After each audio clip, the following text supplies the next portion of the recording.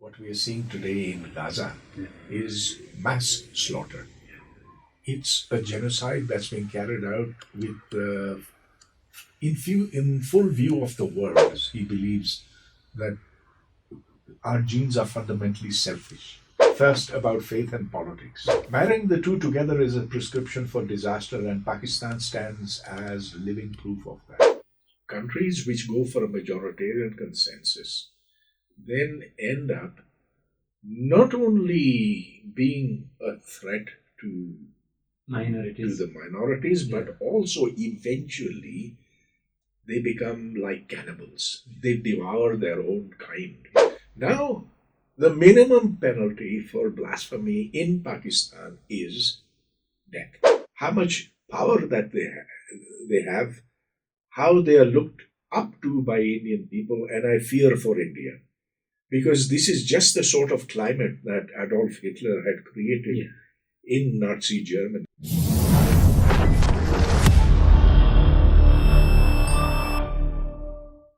Hello and namaste everyone. In this special episode of Bodh-Varta, we have a very unique guest for today's episode. He is Professor Dr. Pervez Hoodbhoy, who has come all the way from Islamabad to Kathmandu on his way to Chittagong for Chittagong Kachari Festival. So he is a renowned nuclear physicist, author and activist based in Islamabad. So you'll know more about him when the conversation unfolds. So let's jump right into the conversation. Pervezji, welcome to Nepal and in this conversation today. Thank you very much. So I'd like to directly start from a statement that you made in an article all the way back in 1998. So it was an article in Himal South Asia. And there, the article title is Living with the Bomb. And that was just after Pakistan tested its nuclear bomb in retaliation to India doing its nuclear test, right? So at that time you wrote, with the primal, bestial and instinctual responses of the two huge nations in the present state of strong arousal, the ongoing cycle of action and reaction desperately needs interruption. Unless moderated and cooled, this lethal competition has an obvious endpoint. So that especially resonates now to me and to many people, because we are seeing that kind of disorder conflict in so many parts of world right now, especially in Gaza. The situation is so inexplicably dark. So it seems what you wished should stop at that point. Those things are getting even worse in the following years. So how do you see this state of the world right now? Let's start the conversation there. As you said, the state of the world is terrible. Yeah. What we are seeing today in Gaza is mass slaughter. It's a genocide that's been carried out with in full view of the world, and no country is moving to stop it. Yeah. In fact, the United States and Israel are together. It's US bombs, US aircraft, which are being dropped on refugee camps, on hospitals. The UN Secretary General has been declared persona non grata In by Israel. The UN will soon be declared a terrorist organization. And this is, well, before our eyes. Now, the situation in India and Pakistan is different. We did not go to war, fortunately, with nuclear weapons. Although, interestingly, since you refer to 1998, and this was before the Kargil war happened, it was nuclear weapons that caused that war. The first time in history that this has ever occurred, and it happened because Pakistan sent its forces, disguised, across the line of control into the mountains of Kargil, thinking that India would be too scared to respond with because of Pakistan's nuclear weapons. But then India did respond, and eventually Pakistan had to withdraw and suffer a a defeat.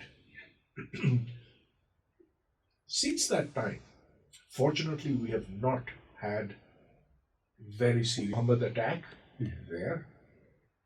It could have been Jaish-e-Mohammed from within that part of Kashmir. But anyways, now we have sort of learned to live with the bomb. But you know, there are very interesting consequences of all this. Yeah. The fact is that the greatest beneficiary of the bomb has been, guess who? The Pakistan army. Yeah. Because it can now maintain its total control over the country and govern essentially with a civilian front government, while fearing no consequences of whatever else it does. So nuclear weapons have been bad for India in terms of stoking up nationalism. They have been bad for Pakistan. And yet we have not seen the worst that nuclear weapons can inflict. Let's hope it stays that way. Yeah. Although I'm not confident that it will always happen.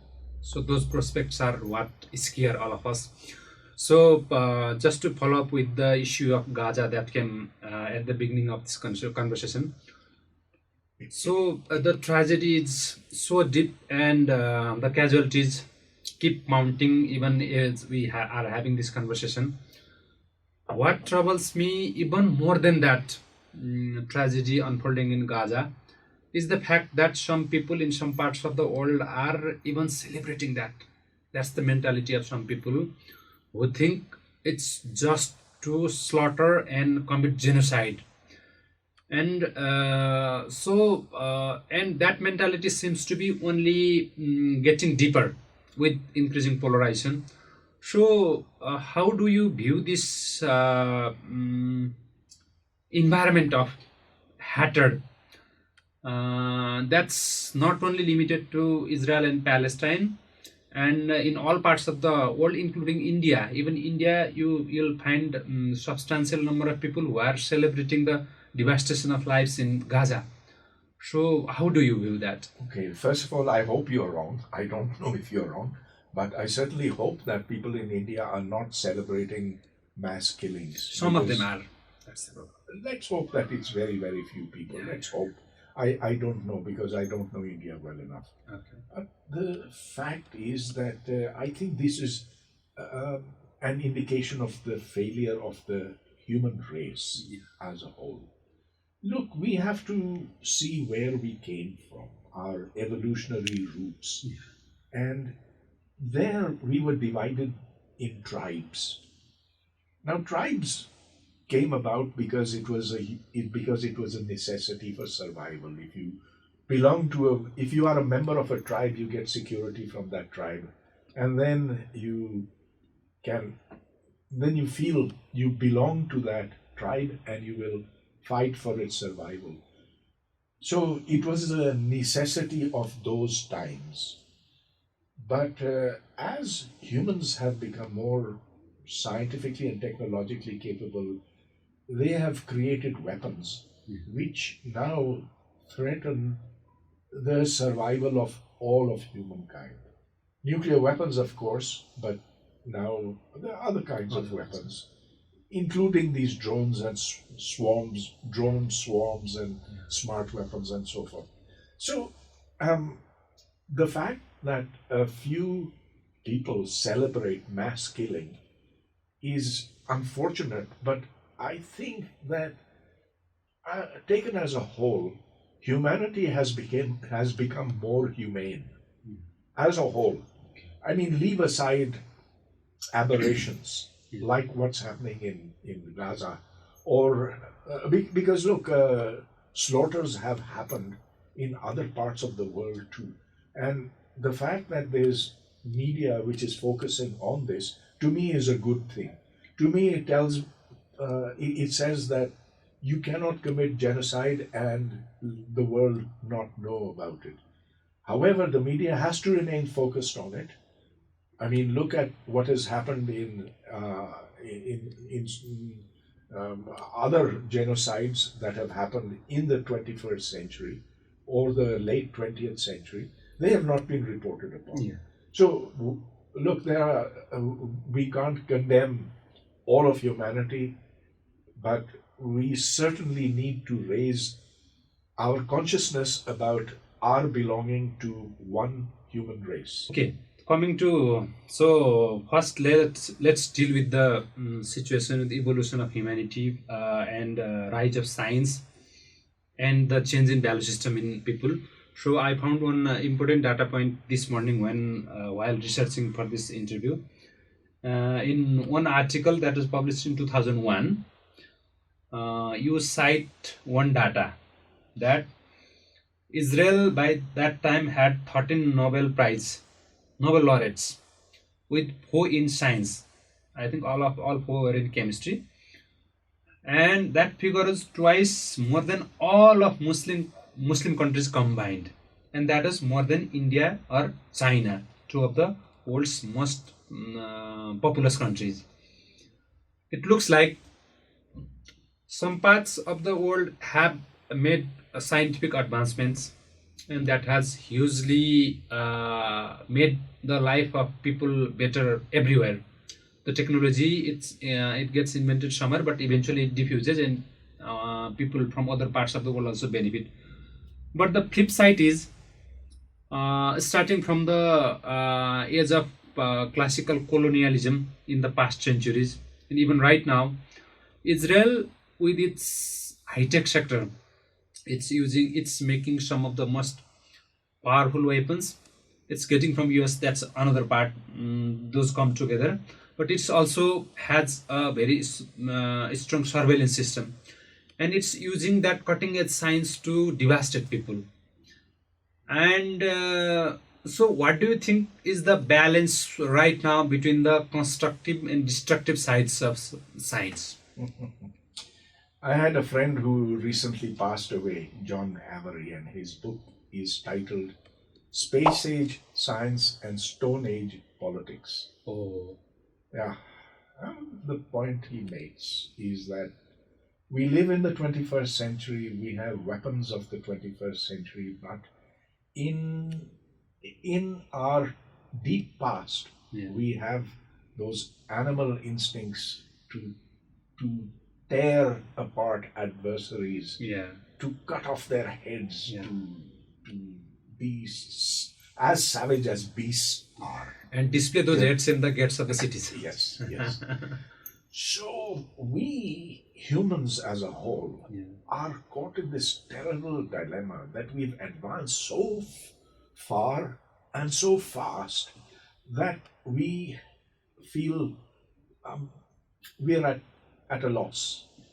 It's so there was a book called Future Shock by Alvin Toffler, who in the 1950s argued that the rate of change of civilization, I mean the sort of foods we eat, our transportation, our communication, our ability to solve problems, medical problems, all of that used to proceed at a linear rate, but then it became exponential. And the faster it grew, the less confident we were of being able to learn good lessons from the past.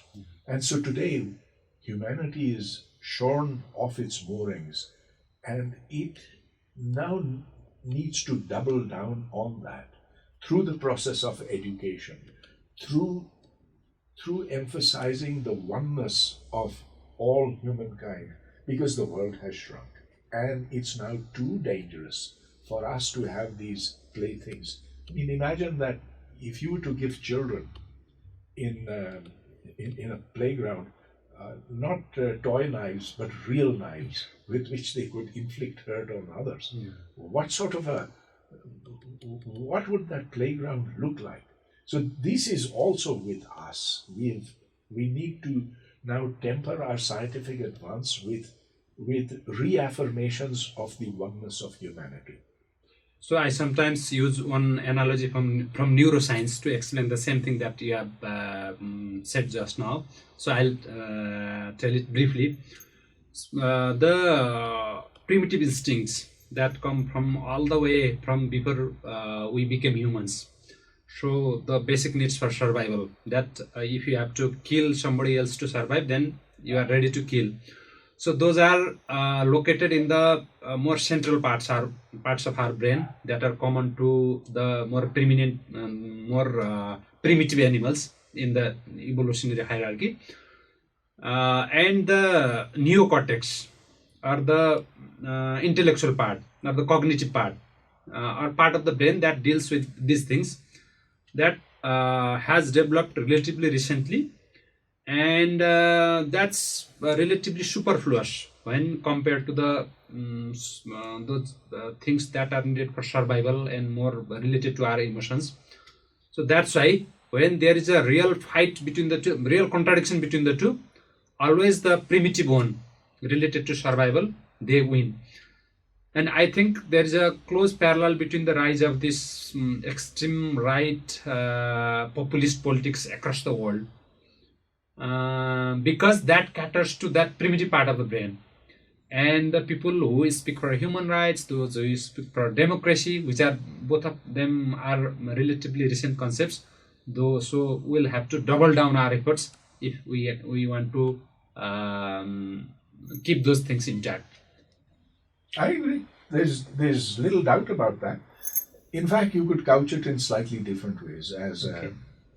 Richard Dawkins does. He believes that our genes are fundamentally selfish, and that we are born with the idea that our genes must propagate, and that is the overwhelming priority. Yeah.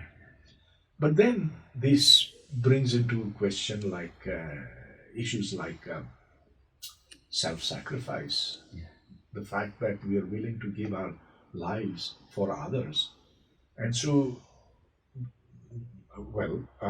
is this idealism possible with selfish genes? And the answer is yes.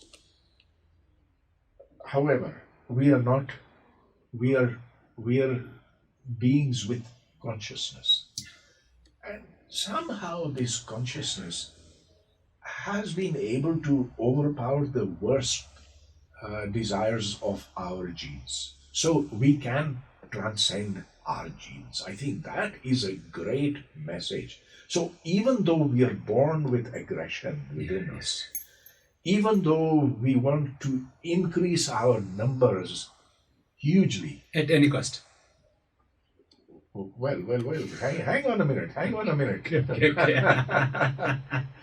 The natural instinct among people is to have lots of progeny.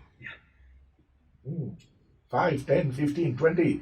You know, there's one guy I met who couldn't remember the names of his children. He had so many. Yeah. However, then the mind takes over, consciousness takes over and says, look, I want my genes to propagate, but I also want my children to live a decent life. Yeah. And with 30 children, you can't live a decent life, even if you're rich. You won't even get to know your children. You might remember their names, but what else would you know about them? So therefore, the consciousness, the conscious part of our brain, it tames the worst instincts of our genes. And so there's hope. So there's hope. Unless we destroy ourselves as a human species, Yeah. I think we can continue. So, while talking about the human agency and consciousness, I recently completed reading one wonderful book by Viktor E. Frankl. He was one of the very few people who went into the concentration camps, Nazi concentration camps at Auschwitz. And he was spared the gas chamber. He survived the ordeal, and then after Second World War was over, he was freed.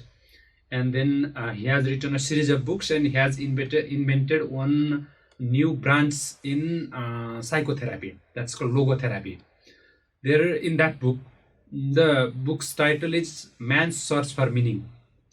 There he so beautifully elaborates that idea of how humans as conscious agents can overcome those bestial instinct that you talked about in that Imal South Asian article, and what that process looks like when uh, all capacity of humans to humility and empathy is tested under the extreme conditions of the concentration camp. So that's a very wonderful book. Again, there also his conclusion is humans could potentially behave in a very bad way, thinking that that's in their self-interest. But at the end of the day, we are people with free will, and we can exercise that free will even in the toughest of circumstances. And even when you are staring at death, still you can preserve your dignity and go to gas chamber with your heads held high. So he gives so many case studies from inside, and he elaborates that entire process inside the concentration camp. So that's a really nice point to make it. Well, good. Actually, the question of free will is often taken up, and its existence is denied. I don't want to get into the arguments now, but yes, I'm happy to say that I also prescribe to the idea of us having agency Yeah. and of being able to exert ourselves irrespective of our immediate environment. That's important also because with agency comes responsibility, right? It comes, yes, there's responsibility.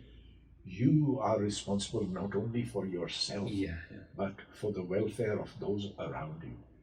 If that message should come loud and clear, I think humanity could be saved. Okay, so let's talk about the elephant in the room. That's faith and politics. So for this, the background that I'll give right now may stretch a bit, but then you'll have an ample opportunity to answer. Okay, so I'm raising this question because in Nepal there is a huge debate as to whether you should mix faith with politics. So there is one constituency that says those two are separate things. Another that says politics should be guided by particular faith or dominant faith in Nepal. So personally, I think we have some very important to learn from our southern neighbors, Pakistan and India. Since Pakistan is having this experiment with the relationship between faith and politics ever since its birth in 1947, I think there are so many lessons to learn from Pakistan, and even prior to that. So before coming to Pakistan, I think it's worthwhile to examine the relationship between Islamic faith and science. So while researching for this interview, I came across one of your articles in the Washington Post, and one by one journalist in New York Times, which is quite in-depth article. So there, I got a brief glimpse of the relationship between Islam and science. So basically, what I understood from there is when Islam spread outwards from the deserts in Arabian Peninsula, it moved to the east as well as in the west and south. When it reached Europe, there it integrated the knowledge that had been produced there from the times of Aristotle, Plato, Socrates, Archimedes, all of those great thinkers. And that was somehow infused with the expanding Islam. And that's how, by integrating new things, Islamic world became the center of science for 5 or 6 centuries, starting from there. But unfortunately, around 13th or 14th century, the clock was set back somehow. And then, while the Western world, Europe, they took lead in science and technology, Islamic world somehow shunned science and became more reclusive. And the Islamic world is paying the price even until now for that. So that's the general impression I get. So I think you are the best person to elaborate Well, you have covered too much ground in too little time. Okay. First, about faith and politics. Okay. We'll come to science later. Marrying the two together is a prescription for disaster, and Pakistan stands as living proof of that. Test tube case. So let's go back to 1947. In fact, 10 years before 1947. Okay. In 1937, there was an election for the Constituent Assembly at that time. It was in the areas of Pakistan that today, in the areas of India that are today Pakistan. Principally Punjab, Sindh, and in Bengal, West Bengal. Yeah. The Muslim League was shattered, was thrown out of business. Only 5% of Muslims voted for the Muslim League. The demand for Pakistan was being made here and there, but the Muslim League was not making that demand then. Yeah. Now, Mr. Jinnah, when he realized that this is going to be the end of the Muslim League, he completely changed his former position of Hindu-Muslim unity. Yeah. And he said that there are two nations and only two nations that inhabit the Indian subcontinent. They are Muslims and they are Hindus, and the two can never live together. And that was his message in 1940 in Lahore, at the place that today is called the Minar in Pakistan. Now, religion and politics were married together by Mr. Jinnah after 1937. Yeah. And notwithstanding the fact that he had a little bout of conscience on the 11th of August 1947 when he made his famous speech of secularism, that seemed to indicate secularism. Pakistan started off on the basis that it was a state for Muslims. Initially, it wasn't too bad for the non-Muslim minority there. To begin with. In fact, when I was growing up in Karachi, we had neighbors who were Christians, principally, but also Parsis and some Hindus as well.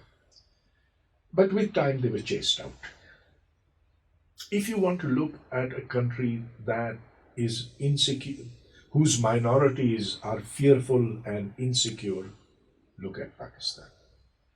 Pakistan is living proof that you cannot make a country that is at peace with itself if the basis of that country is a shared religion.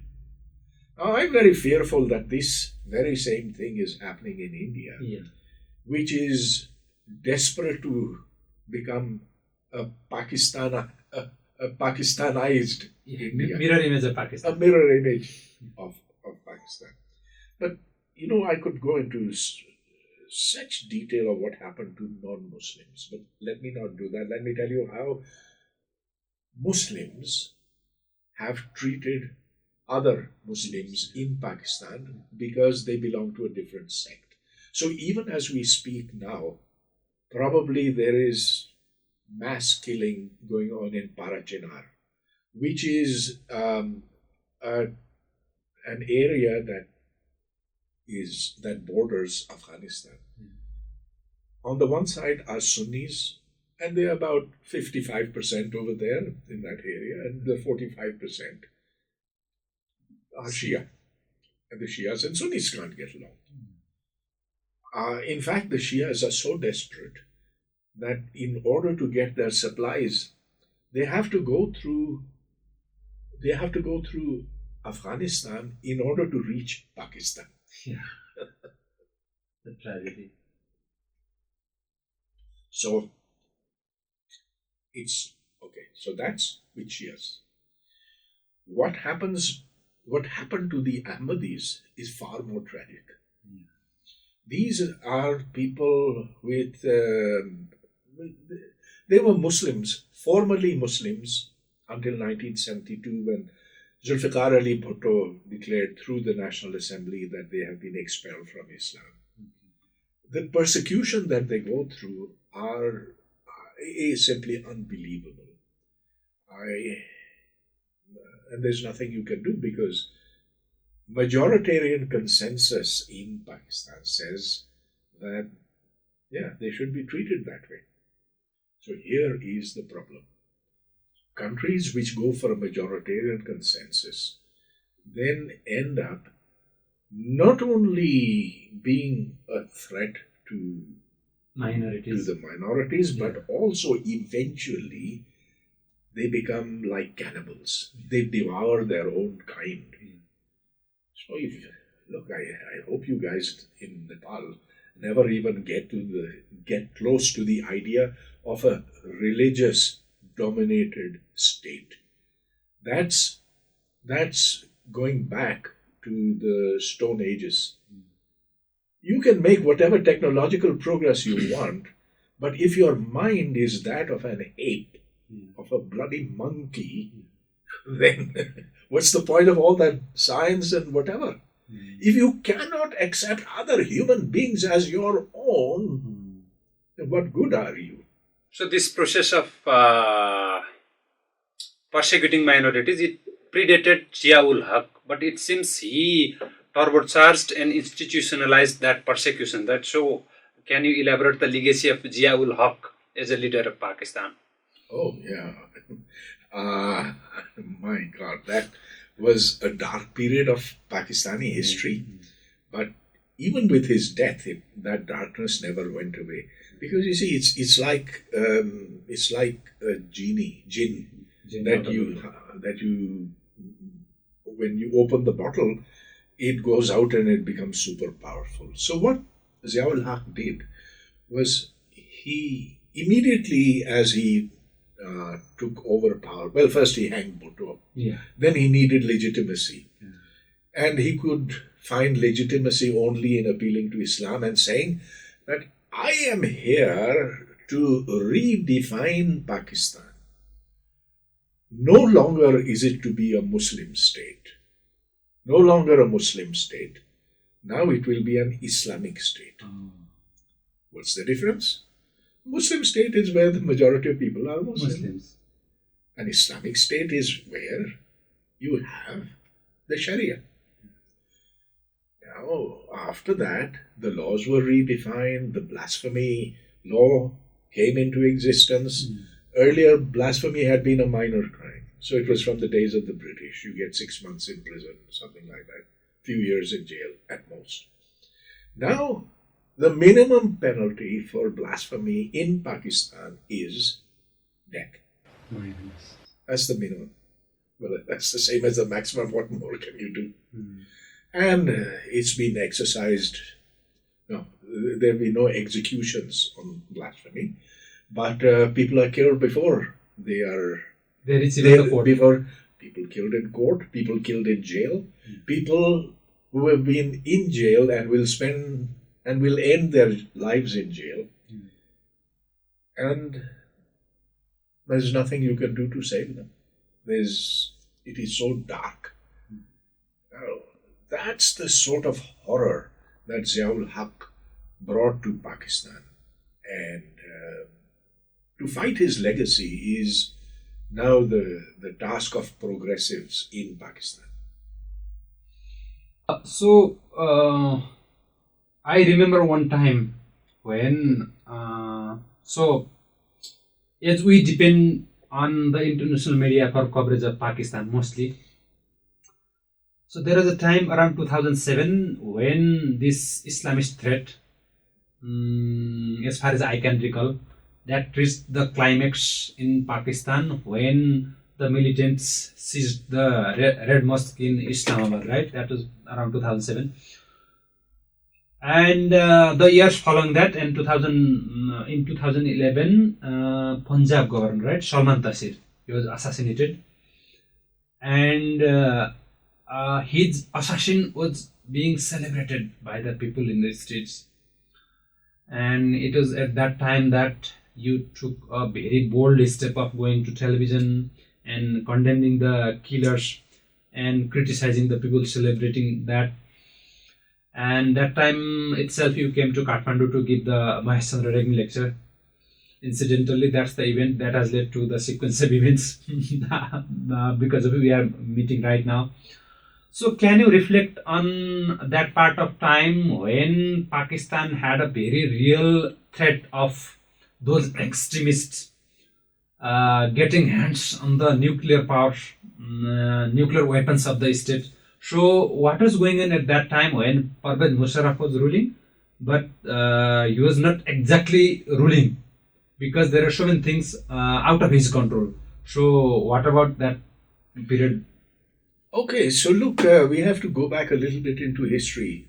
1997, when the Soviets invaded Afghanistan, and thereafter Pakistan, the United 1979. 79, sorry. Yes, I meant 79. And it was December of 79. And it's just a few months before that, the US Embassy had been burned down in Islamabad. In fact, students from my university did that. Oh, I see. I was teaching class that day when it was said to all students through the megaphones, come, let's go to the embassy. The embassy is just 2 miles away from the So, what was the university. immediate reason for that, Pardon? That was because just some weeks earlier, there had been an attack on the Haram Sharif in Saudi Arabia. Oh, And this was ascribed by Imam Khomeini as being a conspiracy of the United States, which it was not. okay. All the attackers were killed, and they had their own reasons for wanting to do this. Anyway, so Pakistan then joins hands with the United States and Saudi Arabia in 1979 and launches the great global jihad. It is then rewarded with dollars and dollars, and in the process it sets up the madrasas. The ISI sets up madrasas. It gives them training. It gives them weapons and ideology. Wahhabi ideology, right? The Wahhabi ideology, which at that time was being fueled by Saudi Arabia, and so there was a big jihadist network, and the Red Mosque, Lal Masjid, was the centerpiece of that. Oh, I see. Now, those guys felt that they ought to get a payback. Yeah. And that's because for 10 years, they had been providing the fighters, the Mujahideen. Yeah. And so in 1988, when the Soviets withdrew, they were defeated. Yeah. The Americans walked away, and Just there like was that. a vacuum. And the Pakistan military decided to use these Mujahideen for to get rid of the communists in Kabul, and secondly to use them in Kashmir. This kept happening until 9/11. Yeah. After 9/11, look, before 9/11, my university campus was dominated by these jihadi groups. Oh. After 9/11, you couldn't see them, but they all went underground, and they were being secretly helped by the Pakistani state, and they set themselves up.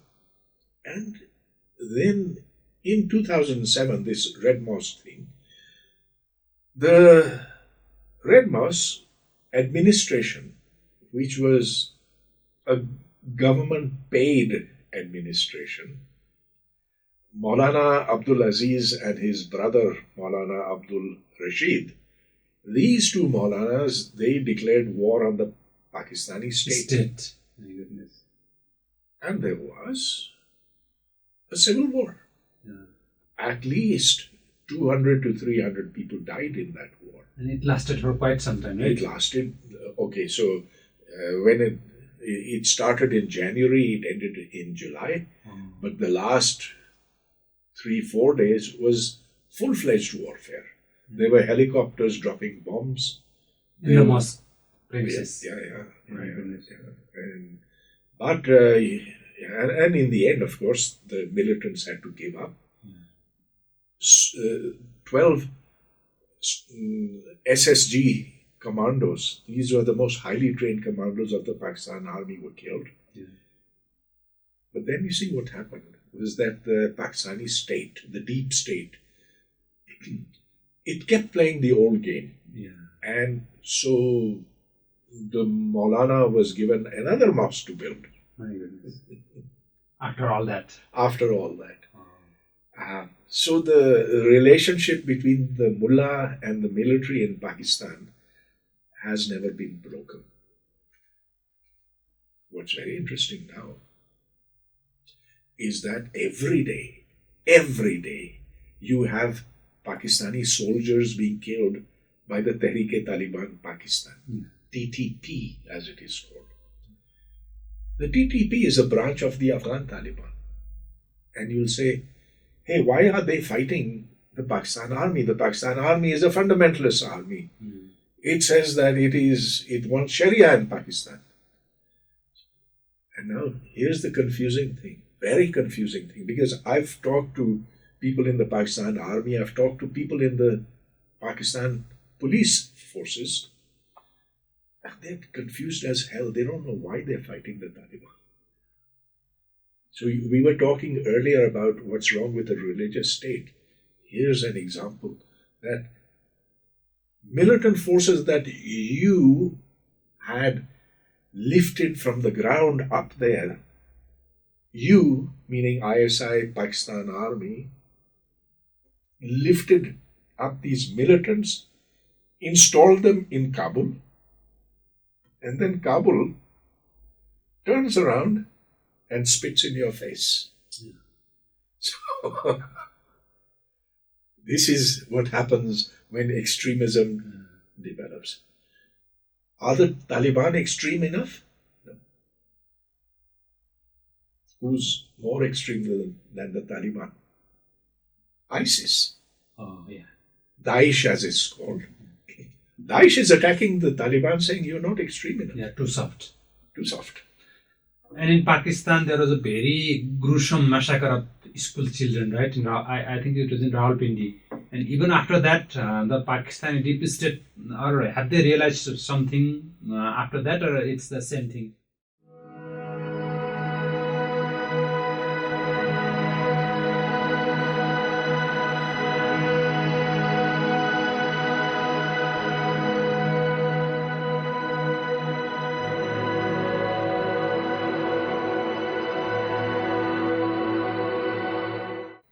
Has anything changed because of that? Yeah. That after that, what happened was there was carpet bombing of the tribal areas. You had Pakistan Air Force jets, just like what they are doing in Gaza now, bombing defenseless population Indiscriminately.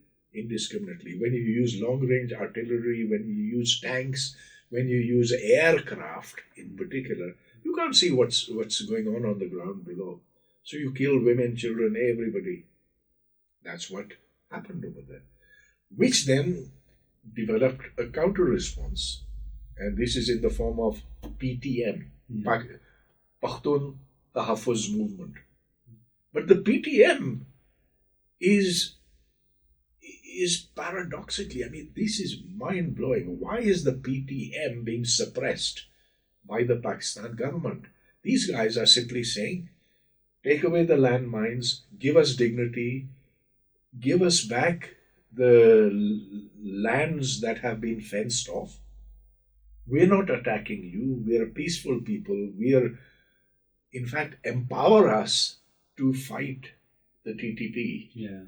The TTP is fighting the Pakistan government, and they're saying, empower us to fight the TTP. But they hit a stone wall. The Pakistan government is fighting both of them, TTP as well as PTM. Yeah, but PTM doesn't have weapons. It's only being attacked. It is only being suppressed. So let's do a little more diving into South Asia once again, India and Pakistan. So as you briefly mentioned earlier, especially after 2014, India is trying to become a mirror image of Pakistan, while at the time of birth of modern India, I think it was Jawaharlal Nehru who said that we don't want to be Hindu Pakistan. So that is a very famous statement. I I'm not sure that did he say that? Okay, I I don't recall that, but anyway, Okay. yes. But Jawaharlal Nehru was a believer in secularism, in modernity, in science, and Pakistan at that time was not. Um, it was it was reasonably good to its minorities then. So Yeah. it's only after the 1970s that it developed into what it is today. Okay.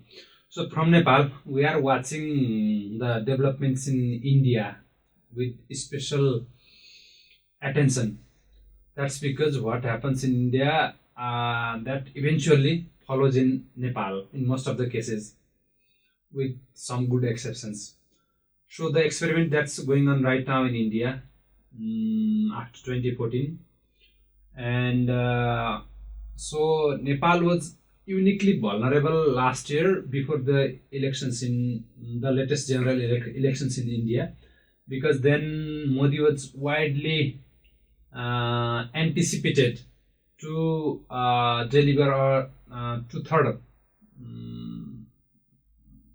victory in the general elections, and they were all planning to make India a Hindu Rashtra.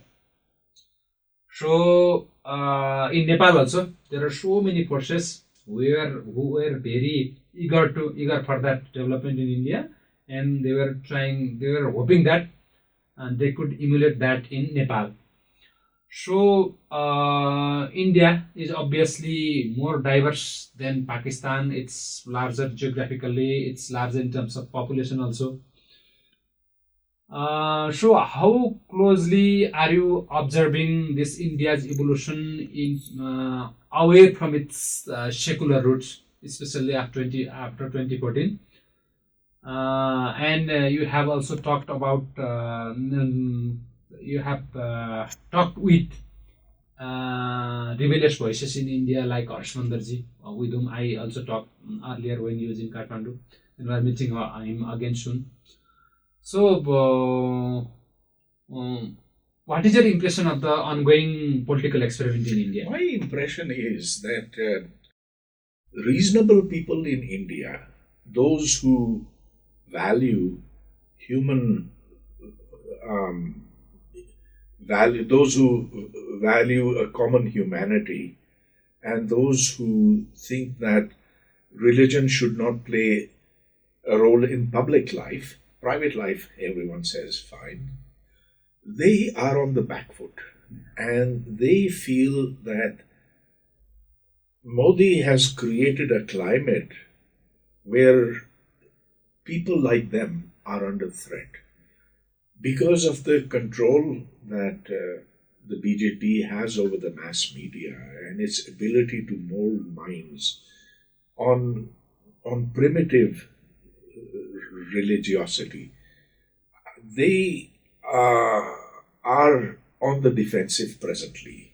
However, I think that Nehru's India, or at least the major values, still exist in a large section of the Indian population. Even those who voted for Modi, they don't believe that he is anti-Muslim. And Adityanath Yogi, he is even more blatant about this. It's Amit more Shah, rabid is the proper word. Yes, Amit Shah is no less. And so I hear these people and I see how much power that they have, how they are looked up to by Indian people, and I fear for India. Because this is just the sort of climate that Adolf Hitler had created in Nazi Germany. And here, the persecuted ones are the religious minorities. Now, of course, I do not believe that there should be a separate law for Muslims in this country. I do not believe in Muslim personal law. I do not believe in triple talaq. And in fact, Pakistan doesn't have triple talaq, basically. Okay. And yet, to target an entire community and paint them with the same brush and to destroy their houses with bulldozers and their shops and everything, and to mark out people especially as belonging to this community or that community, and to then take actions based upon religious identity, that is destructive for a country. And ultimately, the impact upon India and upon Nepal, if it chooses to go this way, will be what you see today in Pakistan, where you see people being differentiated on the basis of caste. Yeah, of course, there are castes in Pakistan as well. Okay. Yeah. Of religion, of language, of color. And so this is an enormous step backwards. In a country where you have diverse peoples, the formula for success is to create those checks and balances so that everybody can live at peace with each other. So I'll give you one example to show just how, just to which extremes things have gone in India, because very few people have noticed it. I'll give one particular example, and it comes from Assam, the state in one of the northeastern states, where the infamous NRC, or National Registry of Citizens, that was implemented. So, few years ago, I watched a video in which a so-called infiltrator, they label him as an infiltrator, or encroacher of a forest land. So first the police goes to a village, tries to evict those people from there. So somehow one man of around 45-46 years old, he loses his mind and he comes after the police with a sickle. So the video starts with that man pursuing a group of people, including the police. They also retreat for some time. Then what happens? Then the police shoot. Multiple shots are can be heard in the video. Police shoot him. Then he falls to the ground. So what was so striking and so disturbing, and in fact, I have been the most disturbed by that single video than by anything else that's been happening in India. So after that man falls down, one person in civilian clothes takes a stride, jumps very high and lands in the chest of that fallen man. That man is either already dead or is in the process of dying. You can see the blood stain just in its upper abdomen. So I find it very difficult to explain that level of hatred when you cannot even stand either a dead body or the body of a dying person. That's because in this part of the world, if not anything else, we respect the dead, right? Even when your enemy dies, usually you bury your hatchet even for some time and you simply praise the dead. So that's the culture we come from. But in that video, I think that's very emblematic of where so many people who have been radicalized in Modi's India have reached to that point where they are ready to stomp upon the dead body of a person of different community. My fear is that level of hatred in ordinary citizens, not even party leaders, not even party cadres. So there are different parties and different semi-militia groups with various level of brutalization. That's another part, and that's been happening for a very long time in India. But the extreme radicalization, extreme bigotry, extreme hatred in ordinary people. That's very new to India, especially post 2014. So that scares me the most. Well, brutality is hard to watch anywhere, and people can be made to enjoy or perhaps sanction brutality. Let's remember that in England, just 200, 250 years ago, people used to enjoy. They had public spectacles where horses would tear a man apart, and there'd be crowds coming to watch that. So now, so really, it's a question of how humans condition themselves. Today, that sort of thing would be seen as extreme brutality. And nobody would even dare to even have a public hanging, which is relatively more gentle. In Zia-ul-Haq's time in Pakistan, there were public floggings, and thousands of people used to go and enjoy it. So everything can be made enjoyable, everything can be made tolerable. It's how, so let's not, of course we have it in our genes, but we have traveled a long way and become more humane as a whole. What we have to do is find the way towards becoming humans once again. So this reminds me of one quote from Harsh Mandar, our dear friend. Last time when I was interviewing him, he said of Gandhi, he said that we always had the best and worst inside us. What Gandhi did, he brought out the best among us. And what Modi is doing in India today, he is bringing out the worst inside us. I think that nicely sums up the changing equation of what the rulers have been doing in Indian subcontinent. And it shows the malleability of people as well. Yeah. How, like plasticine, we can be conditioned into one shape or the other. So, let's come to this point of time in 2024. I have been working on a book also, and when I have to explain people, and I often do these live videos also. Sometimes I make them daily, and there I explain one subject at a time, and often it happens to be about the contemporary world, today's world.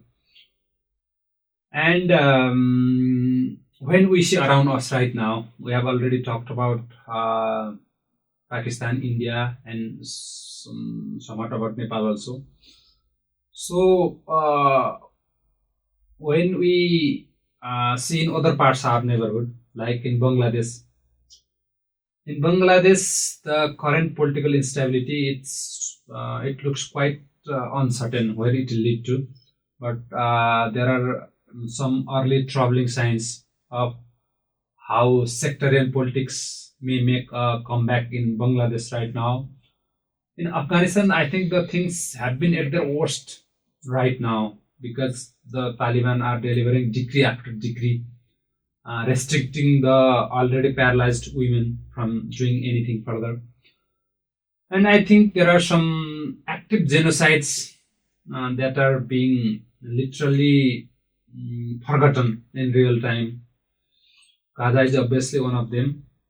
And there are some even less talked about, like those in Sudan, even in Ethiopia. Ethiopia, it said the conflict between the state and the Tigray rebels, it has cost already more than 600,000 lives when we combine the fatality of the famines also. 100,000 is the figure even the government accepts is that caused by civil war.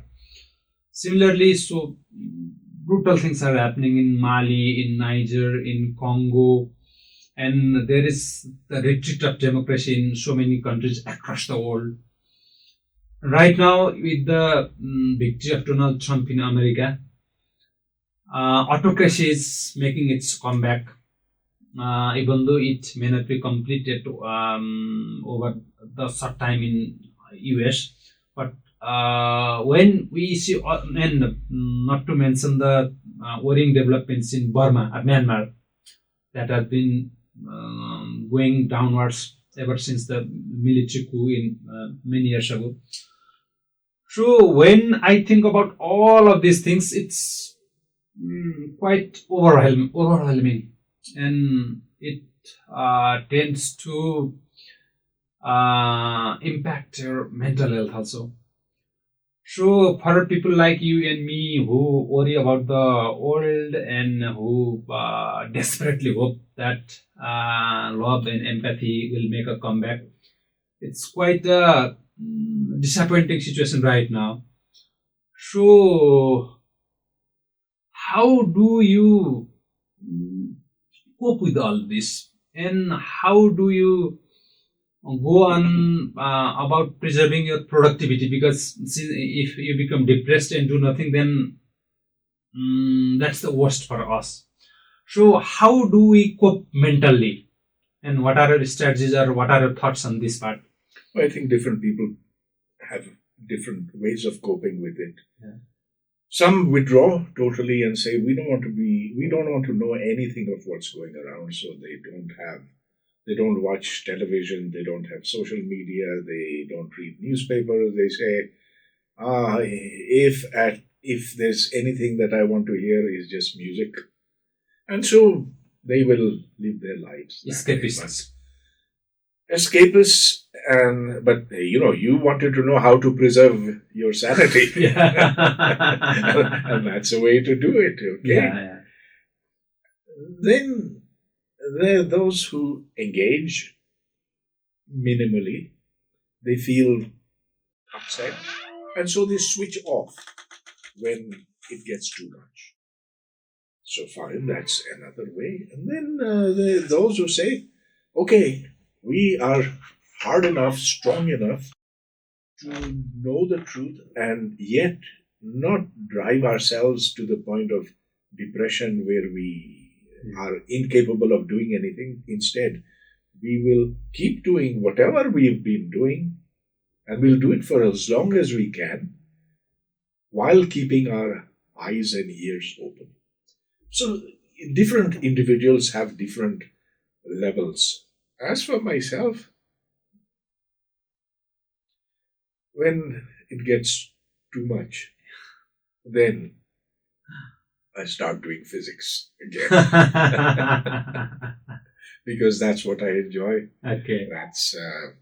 That keeps so the other thoughts are put in another part of the brain, and the kind of problem I'm working on is put in a separate part.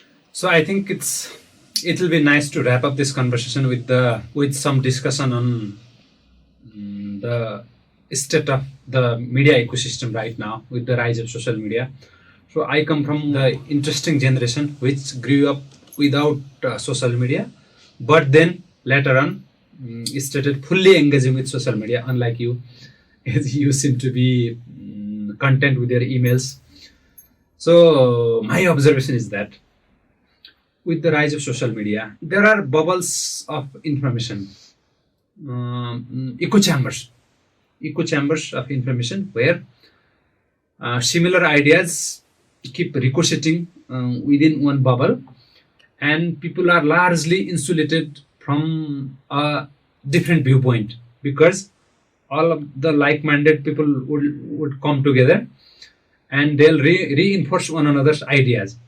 So if that's a true idea, that will also be amplified. But if it's a false idea, then that will amplify even faster.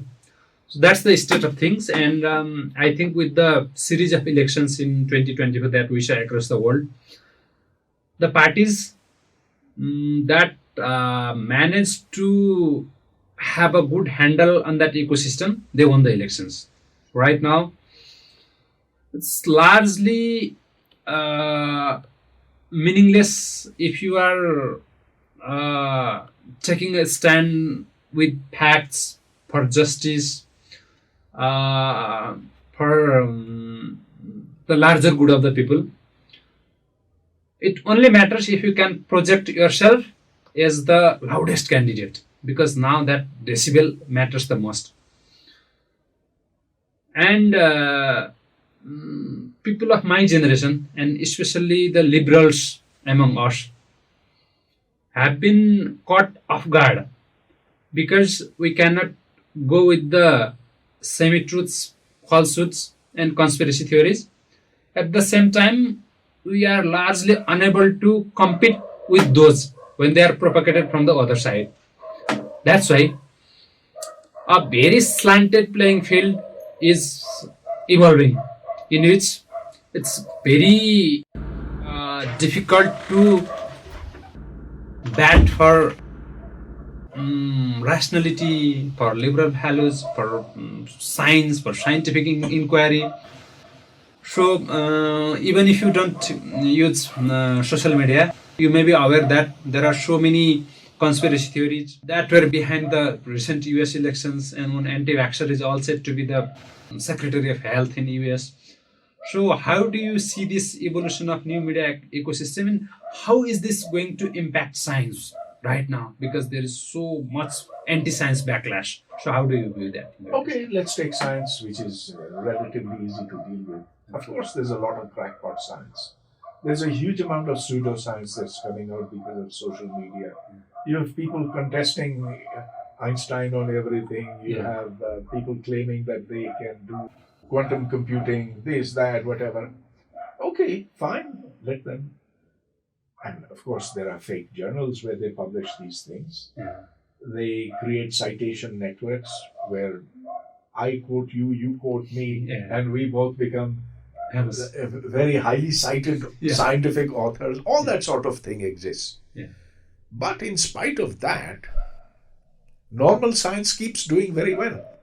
If you look at the pace of science today and compare it with that of 10 years ago, it's faster today than it was before.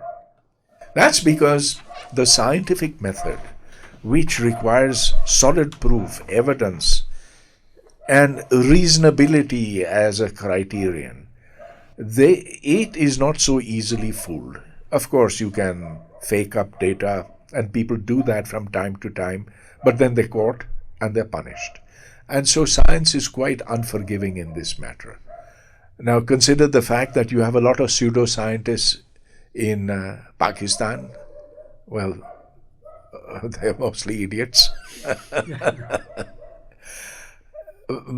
But unfortunately, they do have a major impact upon government. And that's why Pakistan is so far behind in science. On the other hand, there's a lot of crackpot scientific rubbish in India. But the Indians have managed to deal with it better. Because if you have a trained scientific community, as opposed to no scientific community, as is the case of Pakistan, then it becomes harder for pseudoscience to make a difference.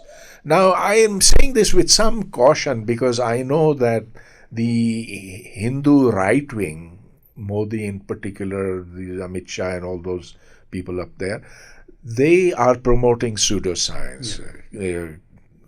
Now, astrology is being taught in Indian universities, which is complete garbage. Instead of astronomy. Instead of astronomy, astrology.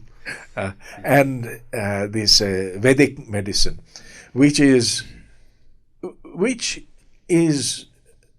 perhaps not as much garbage as astrology is, but it is not founded on scientific principles. And like Unani medicine, it is ad hoc, unsystematic, undocumented. Okay, so that on the one hand. But your question is a larger one.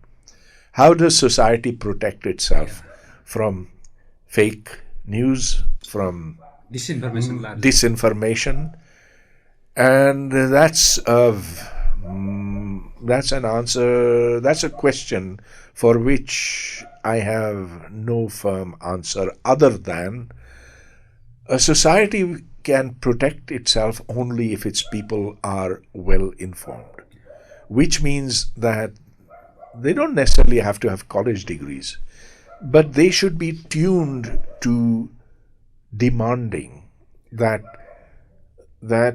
hearsay not be allowed to propagate. Instead, they should be trained from childhood onwards to question. A child that is taught is encouraged to question will then question fake news, fake ideas as well. Wherever belief predominates, you can have the spreading of fake stuff like wildfire. So our ultimate defense is our own minds. And the more well-read we are, the more different sources of information that we consult, the safer we will be from this social media wildfires, the sort of echo chambers that merely reinforce one's prejudices. If we don't build such defenses, then we will be overpowered. So, two quick points on that. So, you mentioned the importance of education from childhood. So, what's so disturbing, especially about India? Recently, there was an incident in which children of one community assaulted, and I'm not sure if they killed, but very badly assaulted, and that video circulated quite widely. So gruesome and unwatchable video. And in large parts of India, the children are being indoctrinated and guided in that way to hate the community, the other community. So that's the very sad story, and I think I don't see anything counteracting that influence in India. There was another incident in which a teacher insulted and I think even assaulted a student from a minority community. That happened in school itself. So there are so many troubling signs, and I think India will suffer for a very long time to come because of that part in education. So that was one point I wanted to make. Another is, you briefly touched the issue of relationship between science and politics or state.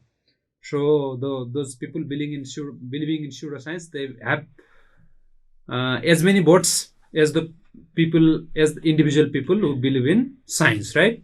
That's why if there is a large number of people who believe this in this, pseudoscience, then that can have an impact in policy making. So, but wait, look. Those who genuinely have scientific creativity and who have done good work, they will be acknowledged by the international community, which doesn't care for what's happening inside one particular country, whether that be India or Pakistan or China or whatever. And so here there is a degree of objectivity that's possible in scientific pursuits. That sort of thing is not available for conditioning of the public mind on other matters, on politics, on race relations, on relations with other religious communities and so forth. So here the insistence must be within a family, within a group, a community, within schools, and of course at the national level, that, hey, don't do this. It's very, very dangerous. Today you target a particular group. Tomorrow you'll be targeting your own self. And don't we have countless examples of that, well, certainly Muslims killing Muslims. I mean, more Muslims are killed by Muslims than are killed by Jews or Hindus or Christians or whatever. We've seen the wars within them. But this is not something that happens to Muslims alone. Within India, you see how violence can easily be sparked against the people of the hill districts, the northern areas, or with Dalits, lower caste, lower caste. And unless one gives dignity to all and without exception, one can easily slide backwards and very fast. That's true. But one final point that I was trying to make, like in the recent US elections. So when people like Donald Trump are elected to power, the issues like climate change and the urgent need to combat climate change, that's going to inevitably suffer because people like Donald Trump are elected to that post. So, and that's going to have a real consequence for the whole world. And so I am particularly worried about that influence of this ecosystem in which influencers of different kind, most of them in the political right, and most of them with the vested interest in oil or gas or something else. So when that pseudoscience and that mockery of science infuses into policy making, that becomes even more dangerous and more irreversible. That's my fear. Oh, I'm very fearful of how the next 5 years under Donald Trump will last. And it is only for the Americans now to do something about it. You and I, from Nepal or Pakistan or India, we are helpless in this. So one just wishes the opposition in the United States, and that opposition, my prediction is, will grow. In fact, you can already see the reaction to the appointments in the new Trump administration from not just the Democrats, but ordinary people in the United States. They are appalled. Well, they voted for him. They'll now have to deal with him. Whether the world will survive Trump or not, or in what shape it will survive Trump, is yet to be seen. Okay. On that note, we'll conclude this very important conversation. Thank you very much. Thank you. For agreeing for such a long interview. And I thank you all for watching with patience until the end of the video. Please don't forget to subscribe, share, like, and comment the video. And see you in the next video. Thank you very much. Namaste.